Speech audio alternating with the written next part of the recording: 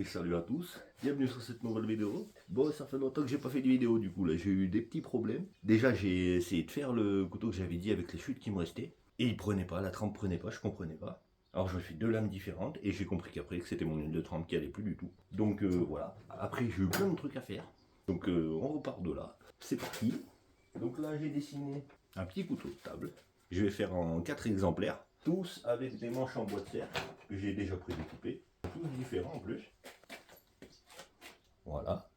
Maintenant, on va commencer à découper les lames. Et c'est parti.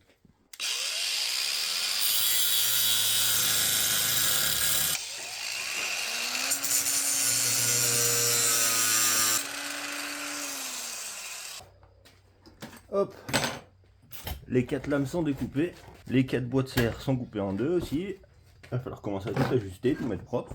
Je vais peut-être commencer par le manche. Je vais commencer par dessiner le manche, je pense, sur le bois de serre. Les détourer, les mettre propres. Hop. Et voilà, les bois de serre sont préparés. Donc là, je vais déjà détourer mon manche. Après, je désépaissirai, je mettrai tout ça propre. Et voilà. Et voilà, c'est parti sur le backstand.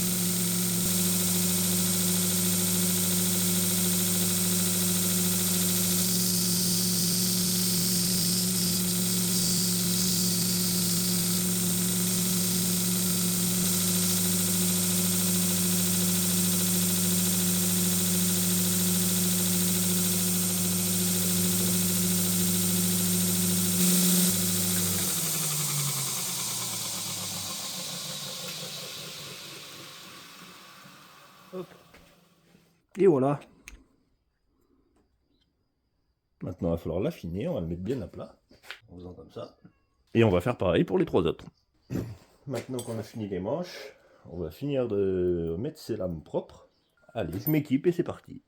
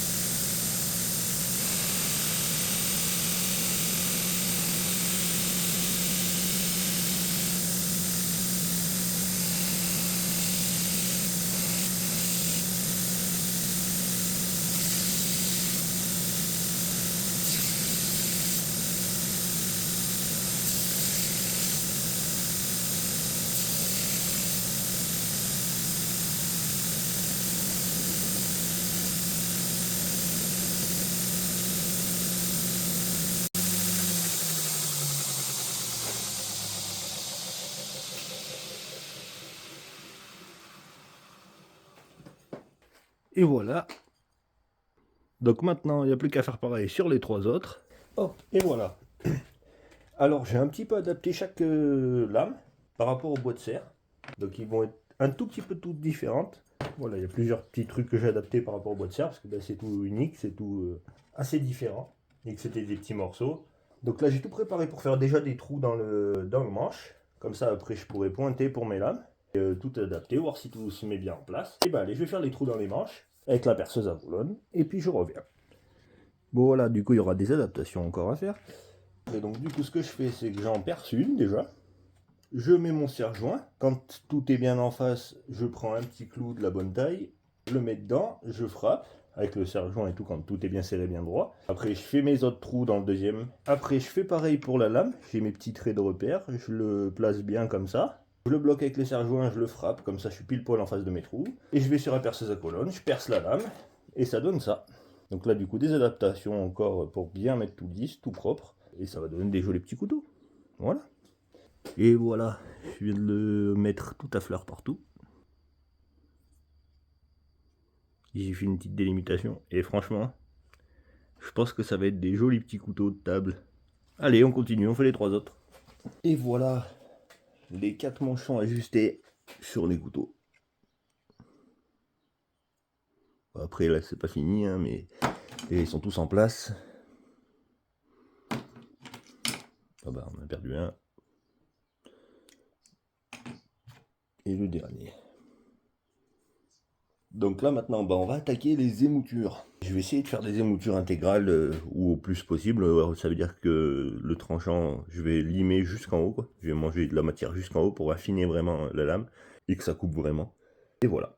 Et bah allez, on se met en place et on va faire tout ça. Ah oui, et je me suis acheté un guide. Parce que j'ai pas encore le niveau, hein. De toute façon il va falloir de l'entraînement pour faire un main levée. Mais ça va pas mal pour la plupart des couteaux de forme normale on va dire. Allez je m'équipe et c'est parti.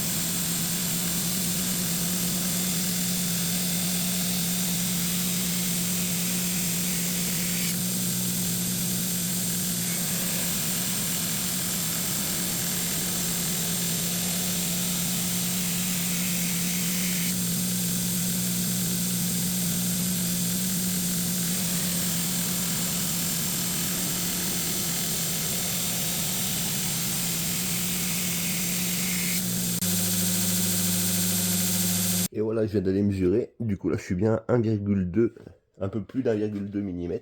Je pars d'une lame de 2,5, donc je suis bien à la moitié. Donc maintenant, on la change de sens pour faire l'autre face et arriver à 0.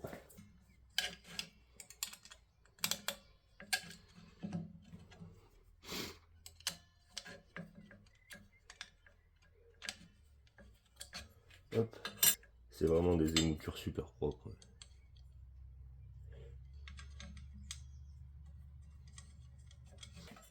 Hop, du coup là j'ai fait ce côté et du coup on le met dans ce sens maintenant. Et ça en sécurité en plus. Comme ça il est bien plaqué contre. Et maintenant on repart dans ce sens là. Et voilà la bêtise de fait. Là, ce qui s'est passé c'est que la lame s'est vraiment affinée sur la pointe, ça l'a chauffé, j'ai vu qu'elle commence à se tordre, je l'ai fini de la casser. Donc ce que je ferai c'est que je vais remonter là, et je vais refaire raccourcir un tout petit peu la lame et la remettre bien droite, bien pointue. Et sinon les moutures. Voilà, j'ai laissé un petit peu épais. Hein. Et à la base, on voit que c'est bien propre, bien au milieu. Et ben maintenant, il n'y a plus qu'à faire pareil 3 fois, encore. Allez, je reviens après les autres lames. Toutes les émoutures sont faites. Donc celui-là, il sera un peu plus court, hein, dû à ma connerie de tout à l'heure. J'ai remis droit.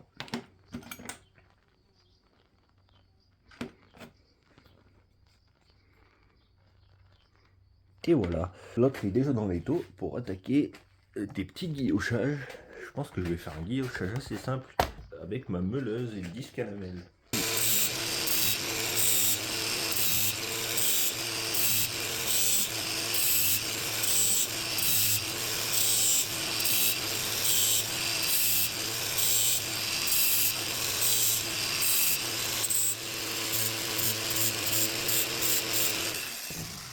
J'aime bien le style que ça donne.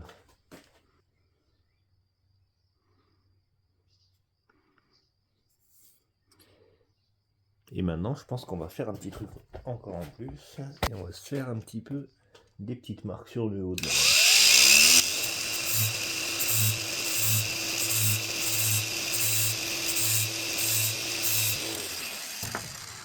Mais elles vont se réeffacer un petit peu au backstand et ça fera vraiment des petits traits propres après.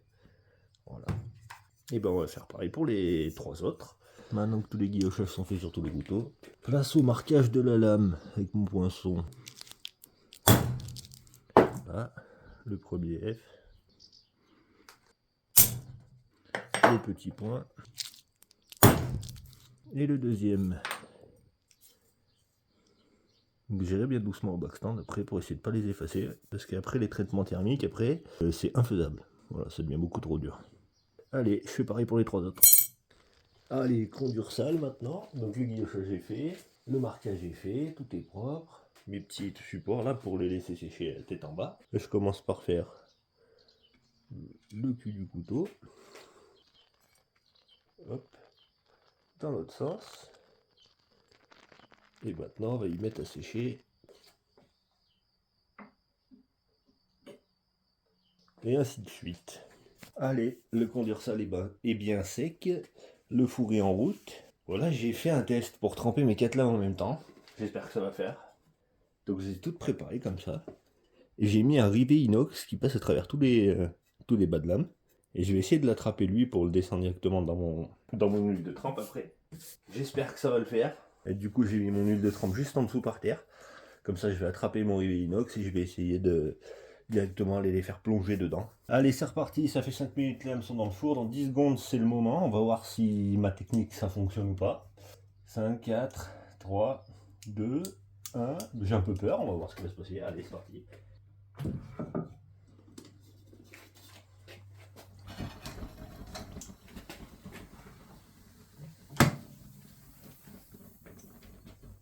Ça plaît un peu.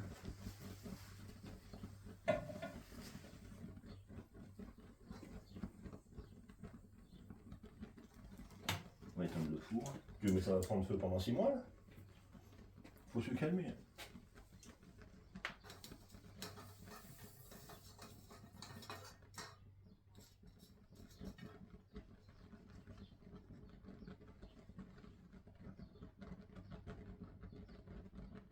Waouh, c'est la première fois que ça m'en fait autant. On va se mettre à bouillir mon huile.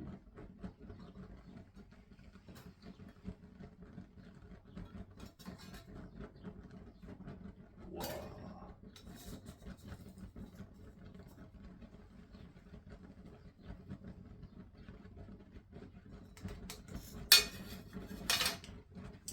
On va laisser refroidir 2 minutes. Hein. Oh, c'est ouf. Ah, ça y est, ça s'est arrêté. Je vais débrancher le four directement. En tout cas, ça a fonctionné. Je suis sûr que les 4 sont exactement de la même trempe. Je vais nettoyer la première lame. On va faire le test de la lime. Est-ce qu'elle est mort dedans? Et non. Et toujours pas. Bon, bah trop bien. Trop bien. On va essayer les autres, c'est pareil. Le deuxième.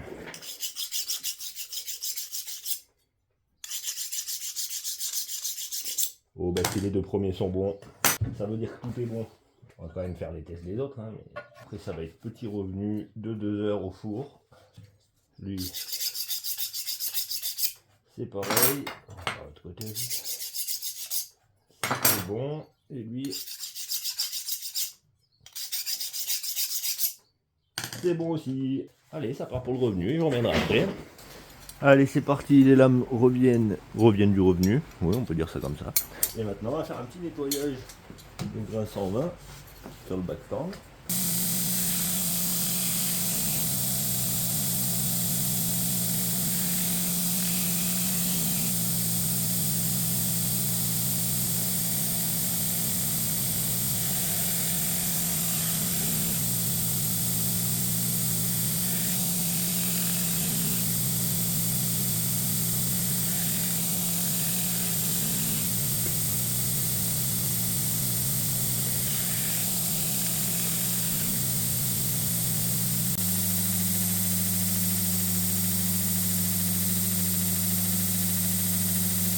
Allez, j'ai un peu nettoyé les lames, déjà ça c'est fait. Maintenant ce que je vais faire, c'est que je vais monter mes manches et je vais arrondir tous les bords pour que ça fasse une bonne prise en main.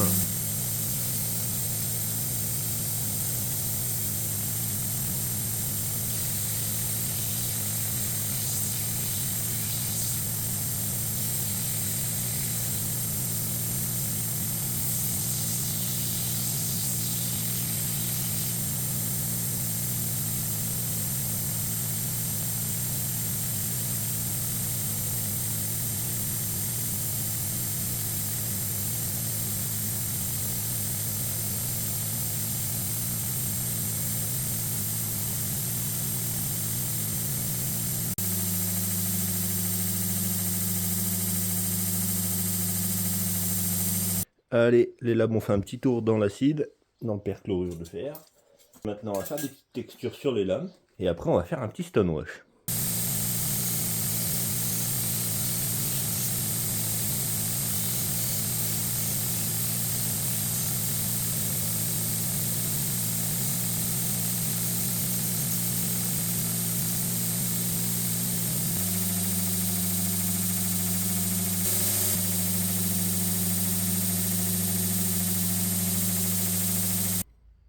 Hop, et voilà les lames après les textures et le stonewash. Donc le stonewash, c'est les passer dans un bidon avec des cailloux. Du coup, ça fait les petites rayures sur le perchlorure, avec les textures et tout. J'aime beaucoup le résultat. Donc maintenant, ce qu'on va faire, c'est qu'on va passer à coller les manches. Donc j'ai la colle époxy, les petits rivets laitons. Donc voilà, avec les petits rivets laitons. Donc je vais mettre de la colle et je vais emboutir les rivets. Colle époxy. Mettre un bon petit tas quand même. Et là, il faut aller vite parce que je vais coller les 4 en même temps. J'ai sorti toutes mes pinces. On va bien mélanger.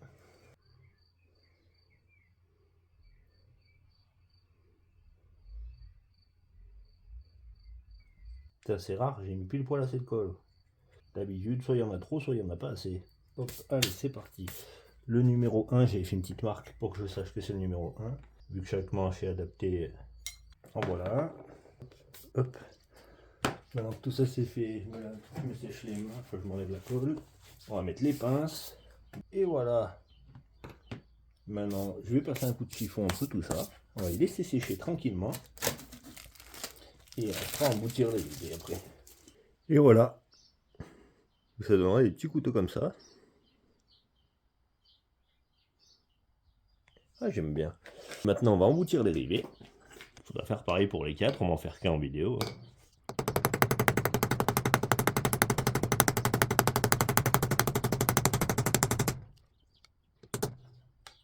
Ah, il y a la forme là par contre. On va se mettre sur le rond. Et voilà le premier.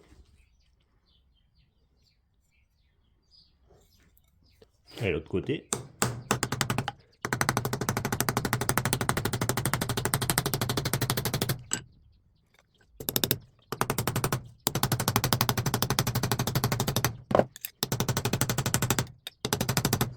Et voilà. Et maintenant, on va faire pareil pour les 3 autres. Maintenant que mes rivets sont emboutis, je vais passer un petit coup au tranchant parce que j'ai laissé beaucoup trop épais en fait. Ça risque pas de couper pour le moment. Donc je vais repasser un tout petit coup au tranchant.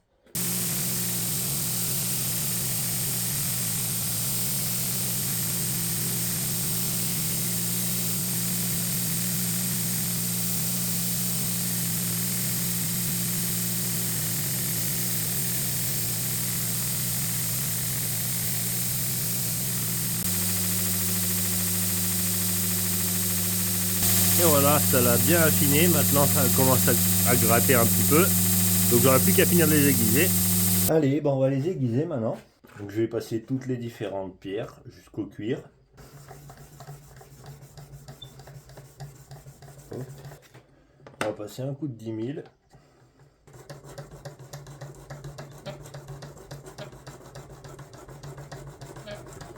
Maintenant, l'autre côté. On repart de la première pierre.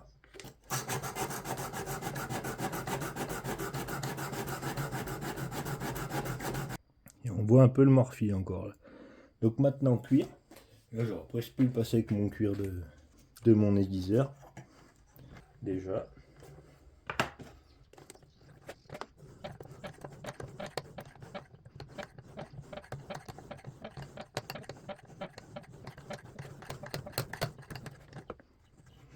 Il est assez gros mon cuir en plus sur mon aiguiseur. Et j'en ai un plus fin après. Là, il me reste encore pas mal de morphine. Donc on va passer à mon cuir à la main.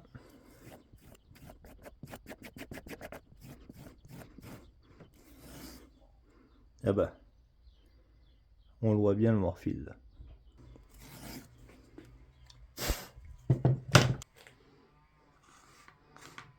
Ah bah, directement quoi.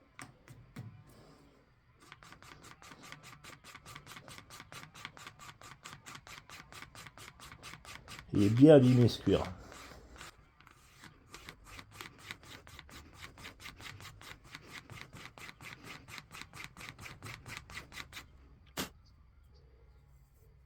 Là, on va se rapprocher de quelque chose de vachement mieux, je pense.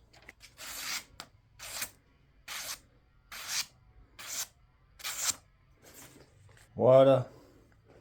Et maintenant, on va faire comme ça pour les autres. Et ça fait un tranchant très très fin. Avec même ma lame est très fine. Et voilà. Allez, les voilà tous aiguisés. Donc le numéro 1, on va faire un petit test de coupe.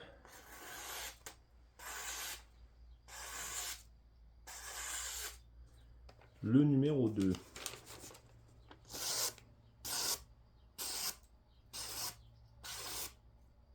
Numéro 3. Celui-ci avec le bois de serre texturé, ça fait super joli je trouve. Numéro 3.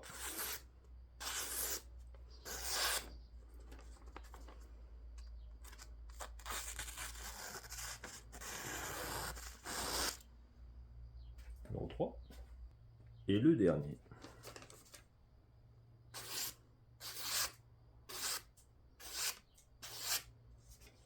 Bon, normalement ils sont tous rasoirs, j'ai déjà testé un peu sur mon bras là. Mais...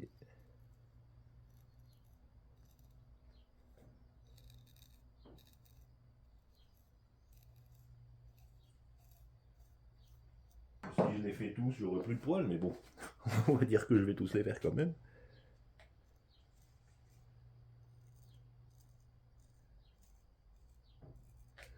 Voilà, numéro 3.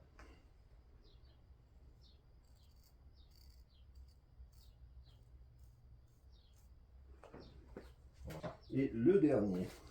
Bon, faut que je trouve encore des poils là.